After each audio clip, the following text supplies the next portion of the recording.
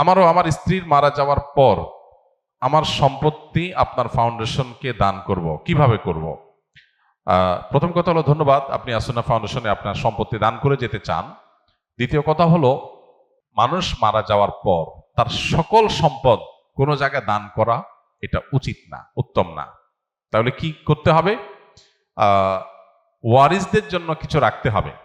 এবং জীবদ্দশায় চাইলে তো মানুষ সবকিছু দান করতে পারে, কিন্তু মৃত্যুর পর যদি সে বলে যায় যে আমার সকল সম্পদ এক জায়গায় দান করবো, এটা জায়েজ নাই। তাহলে কি করতে হবে? সর্বোচ্চ 1/3 পর্যন্ত কার্যকর হবে। আপনার টোটাল সম্পদের 3 ভাগের 1 ভাগ আপনি টোটালটা দান করার জন্য ওসিয়ত করতে পারবেন। আর জীবদ্দশায় দিলে পুরোটাই আপনি দিতে পারবেন, কিন্তু জীবদ্দশায় পুরোটা দিলে আপনি কতদিন বাঁচবেন, আপনি কিভাবে চলবেন?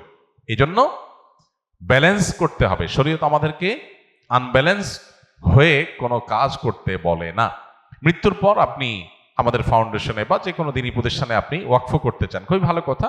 আপনার সম্পদের 1/3 আপনি দলিল করে দিয়ে যাবেন যে এটা আমার মৃত্যুর পর কার্যকর হয়ে যাবে, বাস সেই হিসাবে আপনি করতে পারেন। এই জন্য আমাদের অফিসে আফতাবনগরে আপনি যে কোনো অফিস খোলার দিন আসলে ইনশাআল্লাহ সেখানে আলোচনা করতে পারবেন।